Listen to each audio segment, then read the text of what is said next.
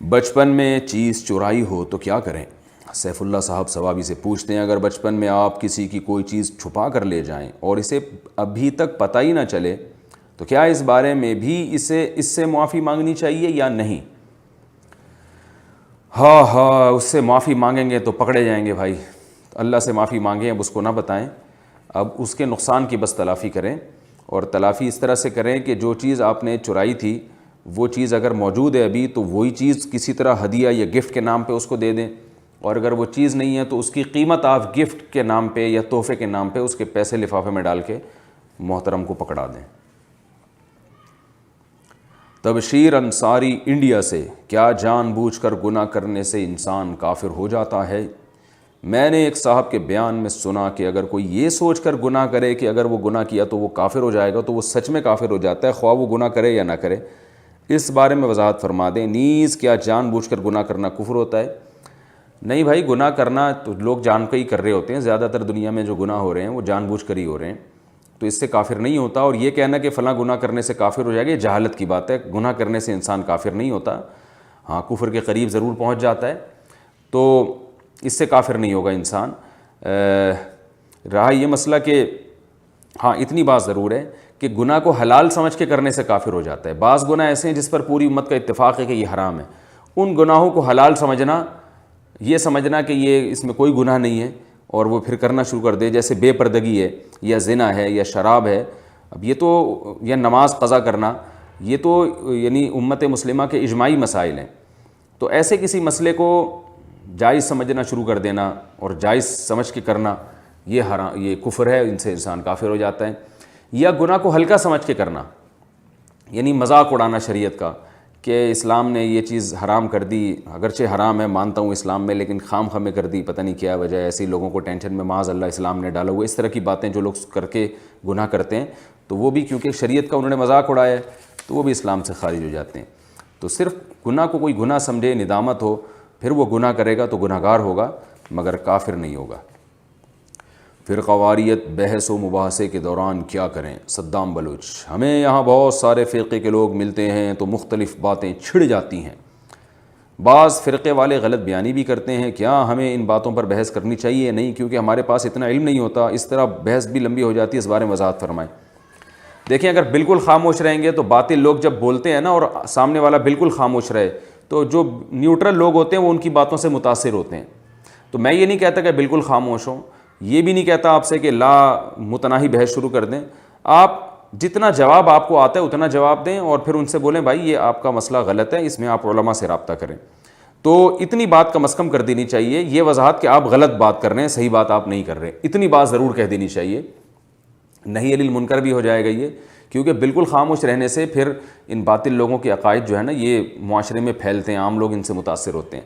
لیکن لمبی بحث نہیں کرنی چاہیے جب تک آپ کے پاس مضبوط علم نہ ہو، کیونکہ بعض دفعہ آپ اس سے بحث کریں گے اور علم ہے نہیں، بحث میں ہار جائیں گے تو باطل کو اس سے اور زیادہ فائدہ ہوتا ہے. تو بحث جب کریں جب علم ہو، مضبوط علم ہو، ورنہ زیادہ لمبی بحث نہ کریں. بس اتنا اس کو بتا دیں کہ آپ کی بات غلط ہے اور جو آپ کہہ رہے ہو اسلام میں ایسا نہیں ہے، اور آپ کے جو دلائل ہیں ہم علماء سے رابطہ کریں گے، یا کسی کا لنک دے دیں یا کوئی کتاب کا حوالہ دے دیں ان کو کہ بھئی اس بارے میں فلاں کتاب ہے، وہ آپ مطالعہ کریں. تو ایسی کتابوں کا علم انسان کو ہونا چاہیے جن میں اہل باطل کے عقائد پر رد کیا گیا ہے. آن لائن صدقہ کرنے کا حکم، کیا صدقے کے پیسے آن لائن ڈونیٹ کر سکتے ہیں؟ حسان ساجد اعظم گڑھ سے کہتے ہیں جی ہاں بھائی، صدقے کے پیسے آپ ڈونیٹ کر سکتے ہیں، اگر اچھی جگہ ڈونیٹ کریں جہاں اعتماد ہو، آن لائن ہو یا آف لائن ہو، اس سے کوئی فرق نہیں پڑتا. رمضان میں ایک نیکی کا کتنا ثواب ہے؟ اکرام صاحب ملتان سے پوچھتے ہیں. عام دنوں میں ایک نیکی کا ثواب 10 گنا ملتا ہے اور رمضان میں یہ 70 گنا بڑھ جاتا ہے، تو یہ 70 گنا ثواب ملتا ہے یا 10 کو 70 سے ضرب دے کر 700 گنا ثواب ملتا ہے؟ یہ جو مشہور حدیث ہے کہ رمضان میں ہر نیکی کا ثواب 70 گنا بڑھ جاتا ہے، یہ کوئی سند کے لحاظ سے بہت مضبوط نہیں ہے، لیکن ویسے اللہ کی رحمت سے امید ہے کہ رمضان کے جو فضائل ہیں ان کا تقاضا ہے کہ رمضان میں نیکی کا ثواب کئی گنا بڑھا دیا جاتا ہے. تو اور فضائل میں اگر کوئی یہ روایت نقل کر بھی دے تو بھی کوئی اتنی غلط بات نہیں ہے. تو اور کیونکہ فی نفسی ہی یہ بات ثابت ہے کہ رمضان میں نیکیوں کا ثواب کئی گنا بڑھا دیا جاتا ہے، تو اللہ تعالیٰ کسی کے اخلاص کی بیس پر 700 گنا بڑھا دیں تو بھی ٹھیک ہے، کسی کے اخلاص کی بیس پہ 70 گنا بڑھا دیں، تو جس کا جیسا اخلاص ہوگا، جتنی نیکی میں مشقت ہوگی، اسی کے بقدر اس کا ثواب ملتا ہے۔ پتھر کی اچھے برے حالات میں تاثیر۔ نوازش شاہب انڈیا سے پوچھتے ہیں، کیا پتھروں میں اللہ تعالیٰ نے کسی قسم کی تاثیر رکھی ہے؟ کیا مختلف پتھروں کو مختلف مقاصد کے لیے پہننا جائز ہے؟ بالکل حرام ہے، ناجائز ہے۔ پتھروں کا انسان کی تقدیر سے، انسان کے حالات سے کوئی تعلق نہیں ہے۔ تو اگر آپ چاندی کی انگوٹھی پہنتے ہیں، اس میں کوئی خوبصورتی کے لیے کوئی پتھر لگا لیتے ہیں، نیلم وغیرہ خوبصورتی کے لیے، شو کے لیے، تو ٹھیک ہے۔ یہ سمجھ کے لگاتے ہیں کہ اس سے یوں ہو جائے گا، تو یہ آپ کی ستارے سے میچ کر رہا ہے، جیسے یہ جاہل نجومی ٹائپ کے لوگ بتاتے ہیں۔ تو آپ صلی اللہ علیہ وسلم کی صحیح حدیث ہے، جو بھی کاہن اور نجومی کے پاس آئے گا 40 دن تک اس کی نماز قبول نہیں ہوگی۔ تو جو اس نیت سے پتھر پہنے گا تو اس کی نمازیں قبول نہیں ہوں گی۔ پھر حدیث سے یہ مترشح ہوتا ہے، حدیث سے یہ مسئلہ نکلتا ہے۔ موبائل میں قرآن مجید ڈاؤن لوڈ کرنا۔ اشرف انصاری انڈیا سے پوچھتے ہیں، کیا موبائل میں قرآن مجید کو ڈاؤن لوڈ کر کے پھر ڈیلیٹ کر دینے سے گناہ ہوگا یا نہیں؟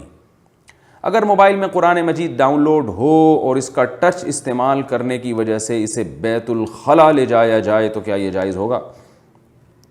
بھائی جان، موبائل میں قرآن ڈاؤن لوڈ بھی کر سکتے ہیں، ڈیلیٹ بھی کر سکتے ہیں، کوئی گناہ نہیں ہے۔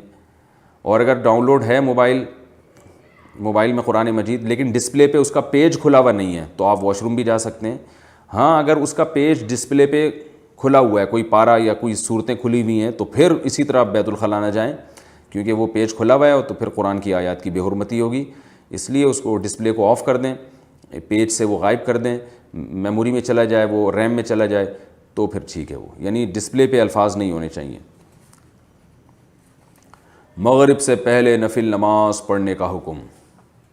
نماز مغرب سے پہلے تحیۃ المسجد پڑھنا کیسا ہے؟ داؤد ابراہیم سعودی عرب سے پوچھتے ہیں۔ یاد رکھیں، یہ جو مسئلہ ہے مغرب کی اذان کے بعد 2 نفل پڑھنے کا، صحیح بخاری صحیح مسلم کی حدیث ہے، صحابہ فرماتے ہیں کنا نتبادر الی السواری، حدیث کے الفاظ ہیں کہ ہم ستون کی طرف بھاگا کرتے تھے 2 رکعت پڑھنے کے لیے۔ یعنی جب مغرب کی اذان ہوتی تھی تو رسول اللہ صلی اللہ علیہ وسلم کے مسجد کی طرف تشریف لانے کے وقت کو صحابہ غنیمت سمجھتے اور اس دوران ستونوں کی طرف بھاگتے کہ ہم جلدی سے 2 رکعت نفل پڑھ لیں۔ تو اس سے صاف پتہ چلتا ہے کہ اذان مغرب کے بعد 2 رکعت نفل پڑھنا بالکل جائز ہے، اس میں کوئی گناہ نہیں۔ امام ابو حنیفہ رحمہ اللہ تعالیٰ کا جو مسلک ہے، وہ مسلک لوگ صحیح طرح سمجھ نہیں پاتے ہیں۔ وہ مسلک یہ نہیں ہے کہ مغرب کے بعد 2 نفل پڑھنا ناجائز ہے یا برا ہے۔ امام حنیفہ نے دیگر روایتوں کو سامنے رکھ کر یہ ان کا قول ہے، اور یہی فقہاء احناف کا قول ہے کہ مغرب کی نماز میں جلدی کی جائے گی، یعنی سورج غروب ہوتے ہی اذان کے بعد امام کو چاہیے کہ وہ جلد سے جلد نماز پڑھائے۔ تو اگر امام جلد سے جلد نماز پڑھائے تو اس دوران اگر اس کو کسی وجہ سے تاخیر ہو جاتی ہے تو مقتدی نوافل پڑھ سکتے ہیں، لیکن امام کے لیے مقتدیوں کو باقاعدہ نفل کا ٹائم دینا، یہ فقہ حنفی میں ہے کہ یہ امام پر لازم نہیں ہے۔ تو اب ہوتا یہ ہے، یہ جو نتبادر الی السواری کے الفاظ ہیں حدیث میں کہ صحابہ جو ہے وہ ستون کی طرف دوڑتے تھے، یہ دوڑنا اس کی علامت ہے کہ صحابہ کو باقاعدہ پراپر ٹائم نہیں دیا جاتا تھا اس کام کا، بلکہ صحابہ کرام اس وقت کو غنیمت سمجھتے تھے، جتنا ٹائم رسول اللہ صلی اللہ علیہ وسلم کے مسجد تک آنے میں جتنا ٹائم درکار ہوتا تھا نا، اس ٹائم کو غنیمت سمجھ کے فوراً ستونوں کی طرف جاتے تھے، جبکہ عام نمازوں میں ایسا نہیں ہوتا تھا کہ وہ ان کو ستونوں کی طرف جانا پڑے۔ وجہ اس کی ہے کہ آپ صلی اللہ علیہ وسلم عام نمازوں میں اذان اور نماز کے درمیان وقفہ کیا کرتے تھے، جس میں اطمینان سے آپ نماز پڑھ سکتے ہیں۔ تو اس سے دونوں طرح کی حدیثوں پر عمل ہو جاتا ہے کہ مغرب کی نماز میں جلدی کرنا بھی سنت ہے، امام کو چاہیے وہ جلدی پڑھائے، لیکن امام اگر کسی وجہ سے تاخیر کرتا ہے، وضو کرتے ہوئے اس کو تاخیر ہو گئی، یا جیسے رمضان میں افطاری کی وجہ سے امام تاخیر کرتا ہے، تو اس وقت کو ضائع کرنے کے بجائے اس میں نفل پڑھ لینے چاہیے، یہ بالکل جائز ہے۔ فقہ حنفی میں اس کی کہیں ممانعت نہیں ہے۔ تو اور ویسے بھی بخاری مسلم کی حدیث ہے، تو فقہ حنفی تو حدیثوں کے مطابق ہی ہے، وہ کیوں امام حنیفہ بلا وجہ مخالفت کریں گے؟ تو اس وقت نفل پڑھنا نہ مکروہ ہے، نہ ناجائز ہے، نہ نامناسب ہے۔ اگر امام کسی بھی وجہ سے تاخیر کرے مسجد تک پہنچنے میں، وضو کی وجہ سے یا کوئی اور وجہ ہو، تو مقتدیوں کو فارغ بیٹھنے کے بجائے اس وقت ان کو چاہیے کہ وہ 2 رکعت نفل پڑھ لیں، اور اگر امام بھی کبھی پڑھ لے تو بھی گنجائش ہے۔ لیکن مغرب میں بہرحال جلدی کرنا اس کی بہت سخت تاکید ہے، تو امام کو چاہیے جتنے جلدی سے جلدی ہو سکے وہ یعنی مسجد کی طرف دوڑے. اس دوران اگر کوئی نماز پڑھ لے ٹھیک ہے, نہیں پڑھے اور ٹائم نہ ملے تو بھی ٹھیک ہے, کیونکہ یہ سنت موقدہ بہرحال نہیں ہے.